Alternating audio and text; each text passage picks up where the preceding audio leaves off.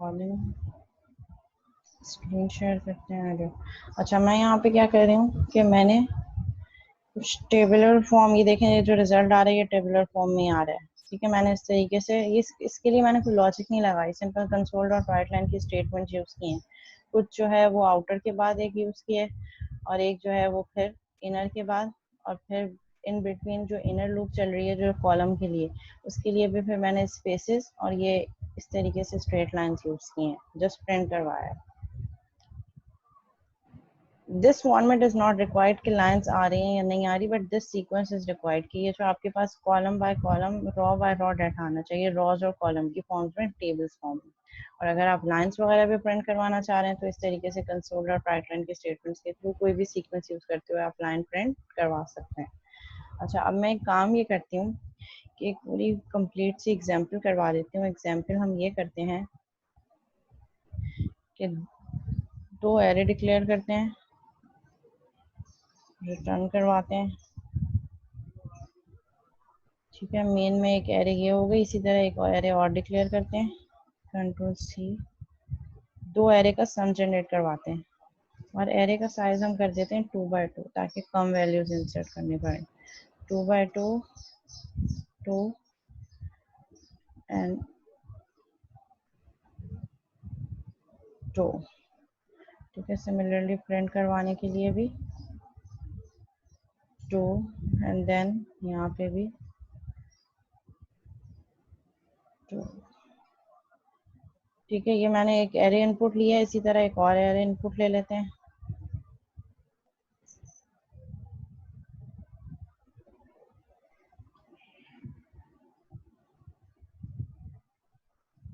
Second वाले array का नाम चेंज कर देते हैं, int comma a2 is equal to new int. अच्छा, सम के लिए आपके पास साइज सेम होना चाहिए कॉलम्स और रॉस का, इसीलिए हमने साइज सेम रखा है।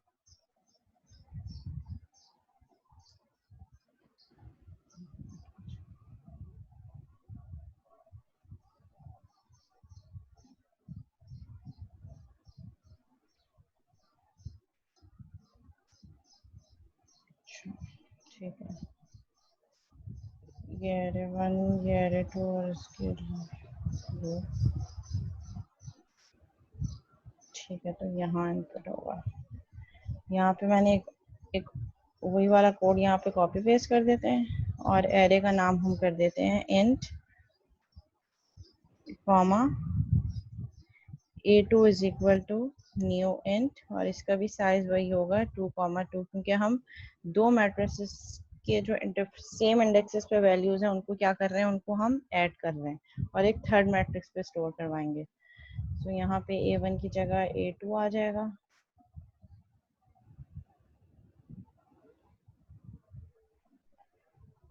यहाँ पे a2, सिमिलरली यहाँ पे भी आ जाएगा हमारे पास a2, और फिर यहाँ से ये रिमूव हो जाएगा। ठीक है, अब ये दो एरेज हमसे इनपुट लेगा और उसको टेबुलर फॉर्मेट में प्रिंट कर देगा। अब नेक्स्ट टास्क ये है कि हमने इस एरे को प्रिंट करवाना है। ठीक है, अब ये प्रिंट हम कैसे करवाएंगे, एक और एरे बनाना पड़ेगा जिसमें इन दोनों का सम रिस्टोर करवाऊंगी मैं। ठीक है, तो हम रख करते हैं उस एरे का नाम इंट, वो भी 2D एरे होगी, उसका नाम रख देते हैं रिजल्ट इज इक्वल टू, या सम रख देते हैं, sum array is equal to new int, उसका साइज भी 2x2 ही होना चाहिए। ठीक है, और उसके लिए हम क्या लगाएंगे, यूजर से इनपुट लेने के बजाय, क्योंकि उसमें इनपुट तो पहले से उन दो का रिजल्ट चाहिए मुझे, तो हम यहाँ पे क्या करेंगे, यही दो लूप्स लगेंगी, कंट्रोल सी, कंट्रोल वी, सी और यहाँ पे हम रख देंगे सम एरे, यानी कि अब यूजर से इनपुट लेने के बजाय हम क्या करेंगे, इसके रिजल्ट में हम रखवाएंगे sum array R comma C is equal to, क्या ऐड करो, a1 का आर कॉमा सी, यानी कि आर और सी की जो वैल्यूज होंगी वही वैल्यू a1 की उठाएगा, प्लस a2 की उठाएगा आर कॉमा सी। सिर्फ ये स्टेटमेंट समझ, इस पूरे टास्क में ये स्टेटमेंट है, बाकी तो वही कॉपी पेस्ट मैंने किया है। दो एरे यूजर से इनपुट लिए, उन दोनों एरेस को प्रिंट करवाया, एक थर्ड एरे लिया, उस थर्ड एरे में उन दोनों का सम रखवाया। अब सम क्या होगा, इंडेक्स बाय इंडेक्स, मतलब एरे 1 का जो 0 0 वाला एलिमेंट है वो एरे 2 के 0 0 वाले एलिमेंट से ऐड होगा और कहाँ जाके स्टोर हो जाएगा, सम एरे के 0 0 वाले उस पर। सिमिलरली फिर एरे 1 का जो 0 1 वाला एलिमेंट होगा वो एरे 2 के 0 1 वाले एलिमेंट से ऐड होकर कहाँ स्टोर हो जाएगा, सम एरे के 0 2 वाली लोकेशन पे। तो अब मैंने इस एरे को, थर्ड एरे को प्रिंट करवाना है जो कि रिजल्ट रखवा रहा है। तो इसको हम कर देते हैं कंट्रोल सी, कंट्रोल वी, और यहाँ पे हम console dot write sum of array, उसी सीक्वेंस में आर कॉमा सी प्लस एक space and then, and similarly यहाँ पे एक स्टेटमेंट आ जाएगी कंसोल डॉट राइट लाइन।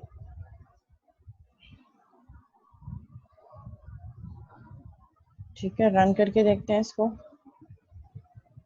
ठीक है, ये एरे 1 में 2 बाई 2 है, मतलब 2 रोज और 2 कॉलम, 4 एलिमेंट स्टोर होंगे एरे 1 में। सो हम इसको कर देते हैं 1 2 3 एंड 4। ठीक है, इसने 1 2 3 4 मुझे प्रिंट कर दिया। इसके बाद मैं नेक्स्ट एरे इनपुट ले रहा है मुझसे, नेक्स्ट एरे इनपुट दे देते हैं 2 3 1 एंड 4। ठीक है, इसने सेकेंड एरे भी मुझे प्रिंट करके दिखा दी 2 3 1 एंड 4, और साथ में थर्ड एरे जो इन दोनों का रिजल्ट है। अब रिजल्ट कैसे होगा, ये वाला इंडेक्स, ये वाला जो एलिमेंट है फर्स्ट एरे 1 का, वो किससे ऐड होगा, एरे 2 के 0 0 वाले एलिमेंट से। सो 2 + 1 3। सिमिलरली ये क्या होना चाहिए, 3 + 2 5, 3 + 1 4 एंड 4 + 4 8। तो ये क्या रिजल्ट दे रहा है, 3 5 4 एंड 8। ठीक है, अब इसी पूरे टास्क को मैं मैप कर देती हूँ मेथड्स पे। अभी तो ये सिंपल इस तरीके से इनपुट ले रहा है ना।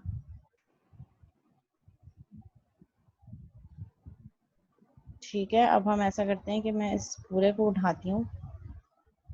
अच्छा, एक मैंने यहाँ पे मेथड बनाया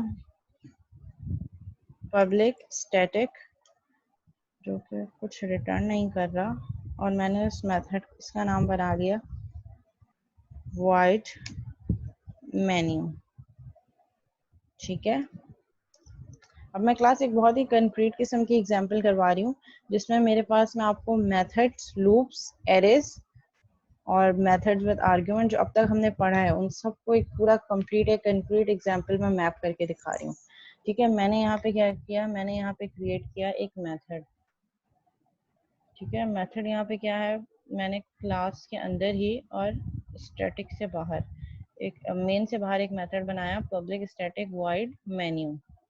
ठीक है, और फिर उसके बाद मैंने क्या किया, इस मेथड के अंदर मैंने प्रिंट करवा दिया कंसोल डॉट राइट लाइन। ठीक है, यहाँ पे हम प्रिंट करवा देते हैं 1 फॉर एडिशन।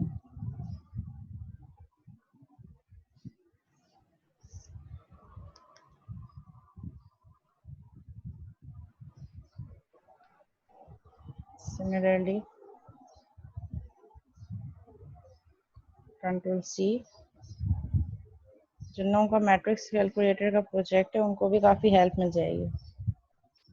2 सब्ट्रैक्शन। ठीक है, और फिर यहाँ पे हम ले लेते हैं यूजर से चॉइस।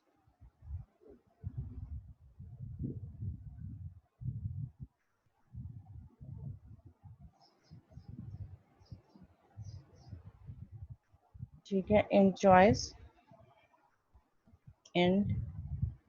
choice। ठीक है, और यहाँ से हम ले लेते हैं यूजर से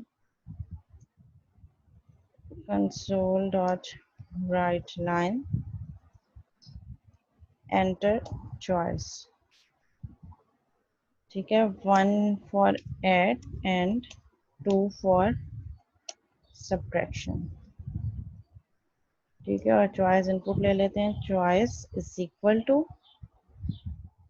convert dot to int 32 console dot read line। ठीक है, और यहाँ पे हम if लगा देते हैं, if choice is equal to 1, यानी कि अगर यूजर ने 1 प्रेस किया है तो क्या करो, कॉल कर दो ऐड का मेथड। अब ये ऐड का मेथड मैं अभी बनाऊंगी ऊपर, अभी बनाया नहीं है। ठीक है, else if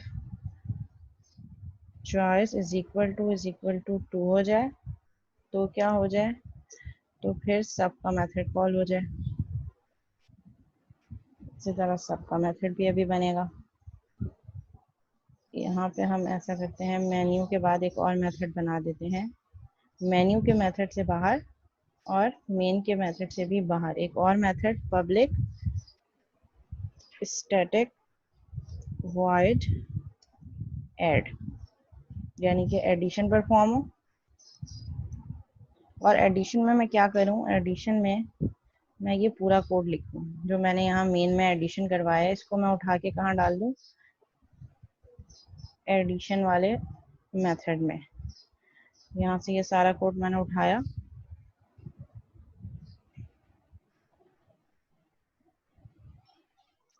कंट्रोल एक्स, और कहाँ डाल दिया मैंने, ऐड के मेथड में। ये पूरा काम अब ऐड के मेथड में हो रहा है।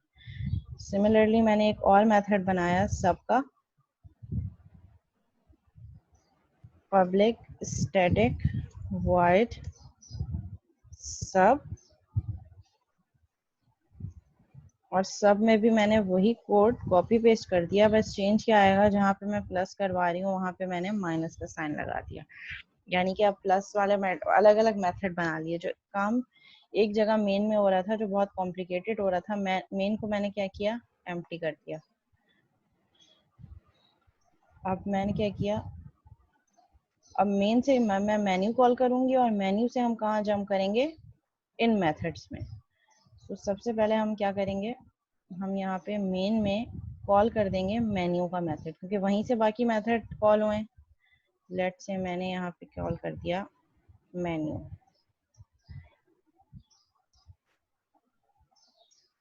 ठीक है, मेन से मैंने सिर्फ एक मेथड को कॉल किया जो कि मेन्यू है। तो ये क्या करेगा, मेन्यू से मुझे ले जाएगा, सबसे फर्स्ट जो मेरा मेथड है मेन्यू का मेथड। मेन्यू यहाँ पे मुझसे चॉइस पूछेगा, ये दो चीजें प्रिंट करवाएगा, एडिशन एंड सब्ट्रैक्शन। यूजर से चॉइस पूछेगा, अब यूजर 1 प्रेस करेगा तो ये ऐड पे चला जाएगा। अगर इस यूजर की चॉइस 2 होगी तो ये सब्ट्रैक्ट पे चला जाएगा। और अगर ऐड पे जाएगा तो ये अब फिर मेन्यू से कहाँ जंप कर जाएगा, ऐड पे, पब्लिक स्टैटिक वॉइड ऐड। दो इंटीजर लेगा, इसको रन करके देख लेते हैं। ठीक है, मेन से इसने मेन्यू वाला मेथड कॉल किया, मेन्यू में ये मेन्यू प्रिंट हो रहा है। लेट से मैंने 1 कहा, इसने मुझसे मैट्रिक्स मांगा 1, 2, 3। इसको हम और ऐड मतलब अपडेट कर सकते हैं, कंसोल डॉट राइट लाइन के डिफरेंट स्टेटमेंट लगा के, welcome to for addition, enter number of elements for array 1, मतलब ये सारी कंसोल डॉट राइट लाइन के स्टेटमेंट हम फर्दर ऐड कर सकते हैं इसमें। और यूजर ड्रिवन, ये इसने इस एरे को प्रिंट कर दिया। सेकंड एरे मुझसे इनपुट ले रहा है, लेट्स से सेकंड एरे मैंने इनपुट लिया 2, 3, 4, 1। ठीक है, इसने सेकंड एरे भी मुझे प्रिंट कर दिया 2, 3, और इसका सम भी जनरेट कर दिया। ठीक है, अब मैं ये चाह रही हूँ, अब इसके बाद प्रोग्राम एंड हो गया। अब मैं ये चाह रही हूँ कि ये मुझसे ये भी यूजर से पूछे कि क्या यूजर ने कंटिन्यू करना है या नहीं करना।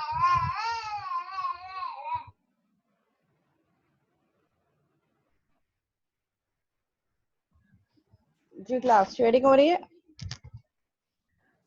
ओके अब ये क्या हुआ, एक ही दफा चला और उसके बाद बाहर आ गया। अब मुझे अगर सब्ट्रैक्शन परफॉर्म करनी है या लेट से मैंने दोबारा एडिशन करनी है डिफरेंट वैल्यूज के साथ, तो मुझे फिर दोबारा इस प्रोग्राम को रन करना पड़ेगा। तो यहाँ पे अब हम क्या करेंगे, हम इसको कर देते हैं यूजर ड्रिवन, मतलब यूजर से ही वो पूछे कि क्या उसने फर्दर कंटिन्यू करना है या नहीं करना। सो अब होगा क्या, जब ऐड का मेथड परफॉर्म हो जाएगा, ऐड का मेथड जैसे कंप्लीट हुआ, यहाँ कंप्लीट होने के बाद इस सम एरे को ये जो प्रिंट कर रहा है सम एरे, ये जो मेरे पास 3575, अब ये कंप्लीट होने के बाद ये एक लाइन का क्या दे रहा है, एक यहाँ पे लाइन के बाद फिर ब्रेक के बाद ये क्या कर रहा है, दोबारा जा रहा है ऊपर। ऊपर कहाँ जाएगा, जहां से ये कॉल हुआ था, दैट वाज मेन्यू, मेन्यू के मेथड से कॉल हुआ था, ये वापस यहाँ आएगा। यहाँ से आने के बाद इफ की स्टेटमेंट खत्म हो गई, आपका मेन्यू मेथड एंड हो गया। अब ये मेन्यू से दोबारा कहाँ चला जाएगा, जहाँ से मेन्यू कॉल हुआ था, और मेन्यू कहाँ कॉल हुआ था, मेन पे। तो ये वापस यहाँ आके देखा इसने कोई स्टेटमेंट्स नहीं है, ये एंड हो गया। अब हम यहाँ पे काम ये करते हैं, मेन में ही यूजर से पूछ लेते हैं console dot write line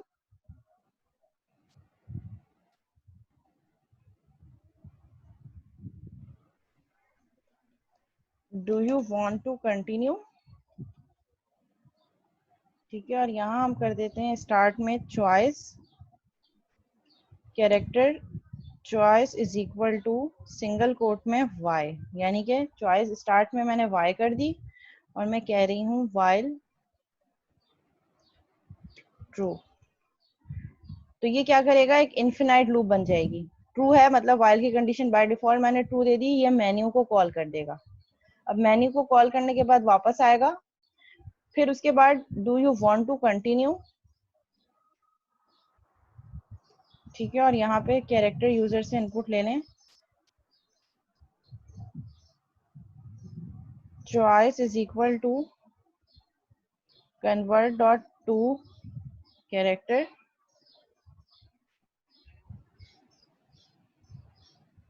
console dot read line, ठीक है। ये यूजर से चॉइस ले लेगा और मैं यहाँ पे मैंने इसको दे दिया कि if choice is equal to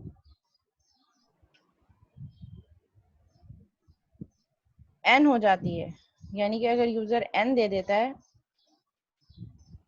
और choice is equal to capital N हो जाती है, सो क्या कर दो,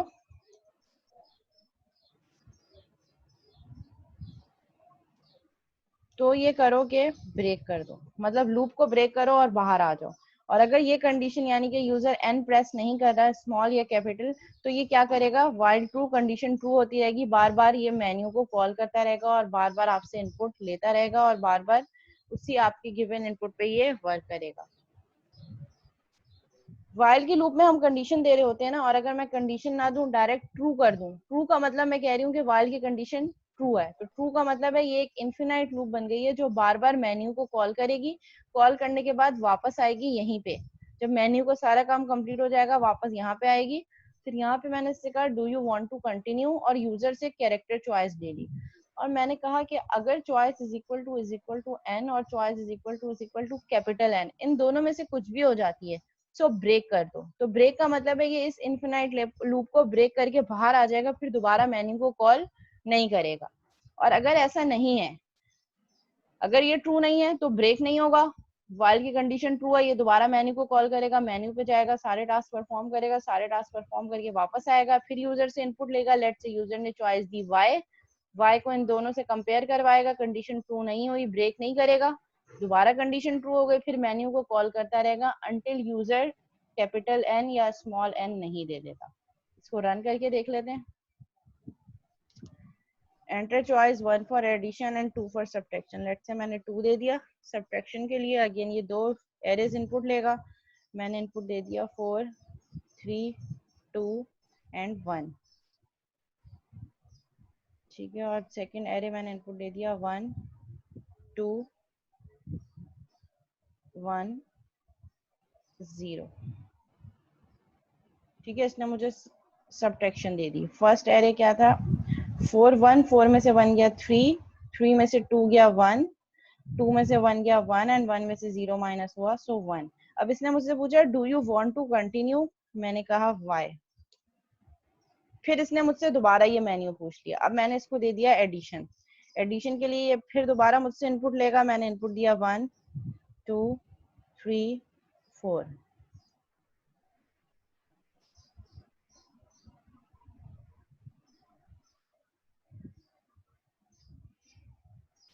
अच्छा, ये मैंने एक वैल्यू स्ट्रिंग में दे दी।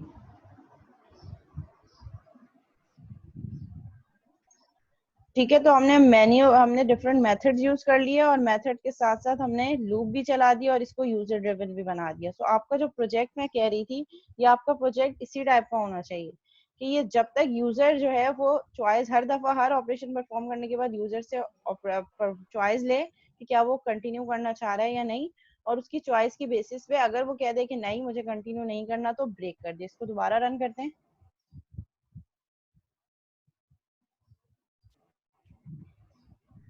ठीक है, लेट से मैंने इसको कहा एडिशन 1, फर्स्ट एरे मांगा 3 4। ठीक है, सेकेंड एरे मांगा 1, यही सेम एरे दे देते हैं 2 3 4। ठीक है, इसने मुझे क्या किया, सम प्रिंट कर दिया 2 4 6 8। Do you want to continue, मैंने कहा यस। इसने दोबारा मुझे मेन्यू दिखा दिया। अब मैंने मेन्यू सिलेक्ट किया सब्ट्रैक्शन। ठीक है, सब्ट्रैक्शन के लिए मुझसे ये वैल्यू इनपुट ले रहा है 1 2 3 4। ठीक है, इसने 1 2 3 4 दे दिया। अब मैं दूसरी वैल्यूज भी दे देती हूँ 1 4 2 एंड 2। ठीक है, 0 माइनस 2 1 एंड 2 जो मैंने इनपुट दिया था उसी। Do you want to continue, मैंने कहा यस। दोबारा वाई किया, इसने दोबारा मुझे मेन्यू दे दिया। मैंने 1 इनपुट दिया एडिशन के लिए। अब ये मुझसे इनपुट ले रहा है 1 2 3 4। एरे 1 प्रिंट हो गया। इसी तरह एरे 2 के लिए 2 5 6 एंड 1। ठीक है, इसने मुझे ऐड कर दिया। मुझसे पूछा do you want to continue, मैंने एन दिया। अब इसने क्या किया, मुझसे इनपुट लिया और उसके बाद जब मैंने एन दे दिया तो एन के बाद ये स्टॉप कर दिया इसने। अब दोबारा मुझे मेन्यू डिस्प्ले नहीं किया। अब मेरा प्रोग्राम एंड हो गया। अब जब तक मैं एन प्रेस नहीं करूंगी वो बार बार इनपुट लेता रहेगा और बार बार मैं अपने उस एक मेथड से दूसरे मेथड में जंप करती रहूंगी।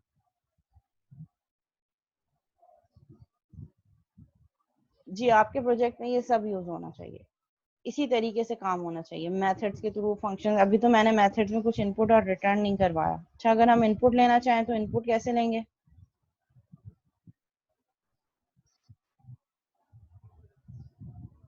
हाँ, यही तो मसला आ रहा है। मैं बाय डिफॉल्ट जल्दी में, क्योंकि ये ऑनलाइन चल रहा है ना, तो इसका कंपाइलर स्लो है। सो मैं एक वैल्यू देने के बाद एंटर करने के बाद दूसरी वैल्यू फौरन दे देती हूँ। जब तक वो वेट कर रहा होता है, जब तक एंटर प्रेस होता है वो एंटर को ले लेता है इनको।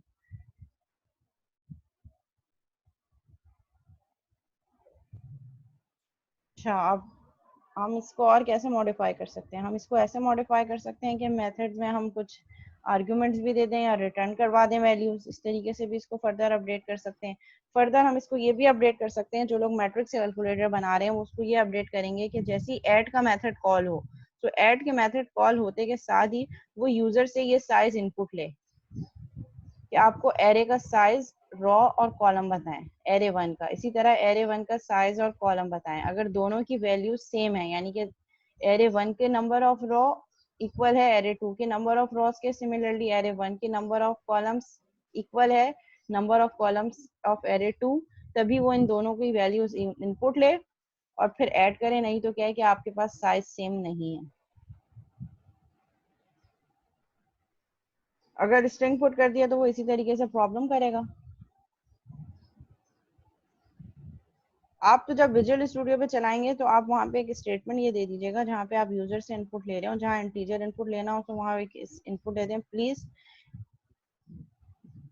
Given in. क्या कर सकते हैं आप, दो चीजें हो सकती हैं, एक तो ये कि जब आप इनपुट ले रहे हैं वहीं पे मेंशन कर दें कि आप इंटीजर इनपुट दें या स्ट्रिंग इनपुट दें या फ्लोट इनपुट दें, या सिमिलरली फिर आप इफ की स्टेटमेंट लगा सकते हैं। लेकिन इफ की स्टेटमेंट भी कितनी लगाएंगे, क्या लॉजिक लगाएंगे, या तो पूरी इंटीजर की रेंज के अंदर लगा दें। लेकिन ये तो ये है ना कि यूजर फिर भी अगर गलत वैल्यू देना चाहे क्रॉस चेकिंग के लिए तो फिर भी हम देख सकते हैं, वो वर्क नहीं करेगा क्योंकि इंटीजर ले रहा है तो इंटीजर के लिए ही वर्क करेगा। सही है, यहाँ तक क्लियर है, कोई क्वेश्चन तो नहीं है? अच्छा, जब तक मैं अटेंडेंस ले लेती हूँ। अटेंडेंस के लिए काम ये करते हैं कि मैं आप लोगों के नेम कॉल करूंगी और वन बाय वन जो स्टूडेंट प्रेजेंट है वो चैट पे अपनी स्टूडेंट आईडी जो है वो फॉरवर्ड कर दे, ठीक है?